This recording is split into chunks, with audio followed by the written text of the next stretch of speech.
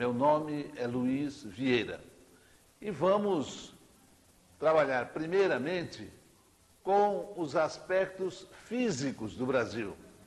Quando se fala em aspectos físicos, nós falamos em relevo, hidrografia, clima e vegetação.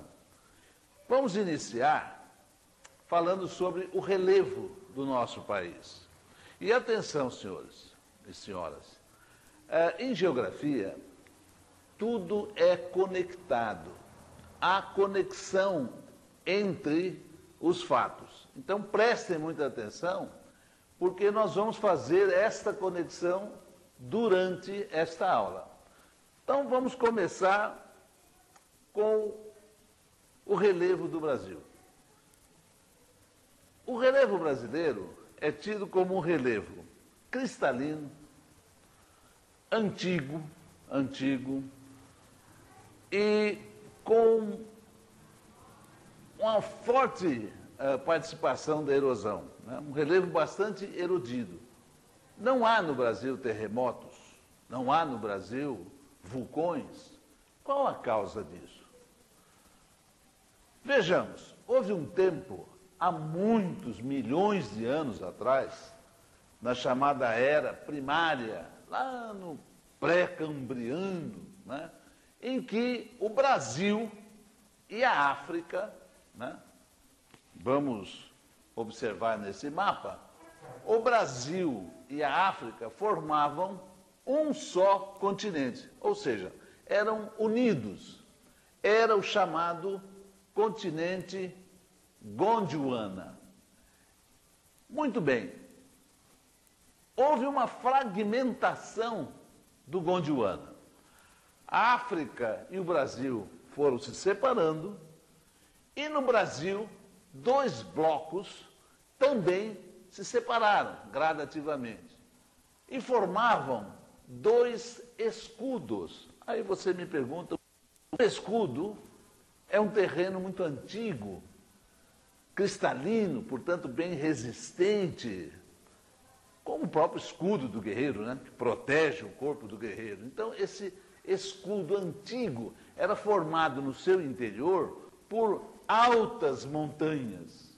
Eram altas montanhas que, com o passar das eras geológicas, na era secundária, por exemplo, essas montanhas foram sendo erodidas pelos agentes da erosão, o vento, a chuva, e gradativamente foram sendo transportados para as áreas mais baixas, formando bacias sedimentares. Aquilo que nós chamamos de terra, né, do nosso jardim, a terra do campo. Esses blocos sedimentares, ou seja, essas capas sedimentares, foram sendo transportados para as partes mais baixas, formando as bacias sedimentares, as áreas que foram sendo destinadas à acumulação daquele processo erosivo. E vejam, no Brasil, dentro dos dois escudos, um escudo, mais ao norte, era chamado escudo das Guianas, ou escudo guiano. E a maior parte desse grande escudo aqui é o escudo brasileiro. No interior do escudo, as partes altas sendo desgastadas, foram, como eu já disse, formando bacias sedimentares.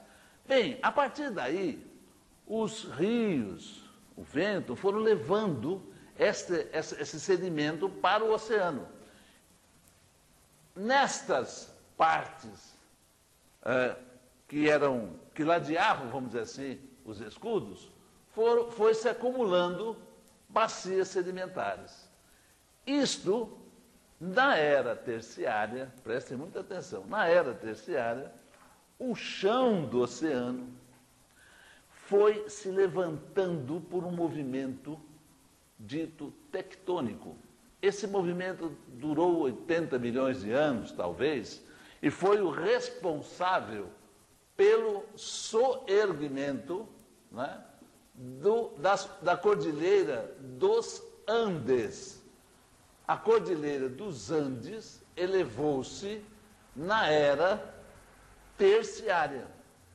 Muito bem, com o aparecimento da Cordilheira dos Andes, vejam, senhores, esses mares que estavam entre os escudos e a cordilheira foram agora sendo sedimentados. Formou-se um pântano que depois foi secando, a vegetação tomou conta e apareceu aqui uma grande planície, a planície amazônica. Em outras palavras, a planície amazônica já foi um fundo de mar que foi sedimentado. O mesmo processo aconteceu com o Pantanal mato-grossense. O Pantanal também era um fundo de mar, que gradativamente foi sedimentado. Daí se encontrar na planície do Pantanal ainda o sal da terra. Esse sal da terra remonta aquele tempo em que foi um fundo de mar. E ao lado do escudo brasileiro foi formando uma bacia sedimentar, que nós vamos chamá-la de bacia costeira. Então, e lembrando só uma coisa, que nesse pré-cambriano, todas as áreas do mundo, cujos terrenos sejam pré-cambrianos, antigos, portanto, são ricas em minerais metálicos. Nós vamos ver isso quando abordarmos o assunto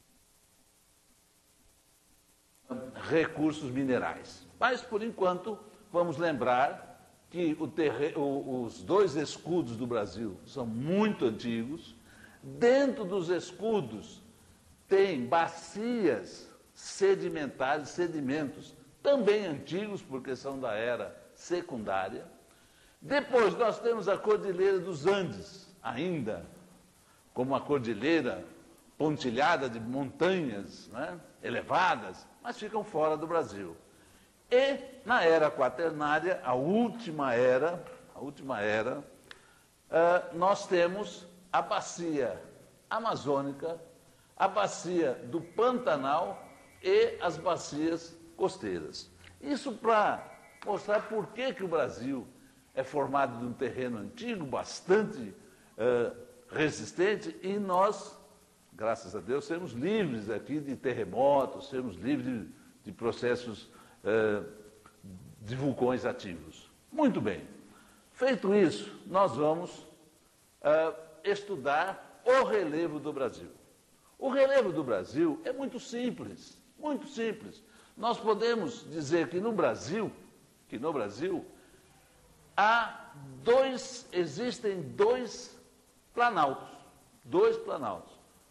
O Planalto das Guianas, que a base dele é o escudo cristalino das Guianas, e o Grande Planalto brasileiro, também antigo, cristalino e bastante erodido.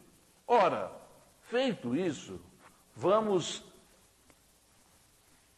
reforçar que o Brasil tem apenas dois planaltos, ou seja, o Planalto das Guianas e o Planalto brasileiro. Ora, o Brasil tem uma área territorial de 8,5 milhões de quilômetros quadrados. Desta área, 5 milhões de quilômetros quadrados é de área planaltina, ou seja, são planaltos. A maior parte do território brasileiro é formada por planalto.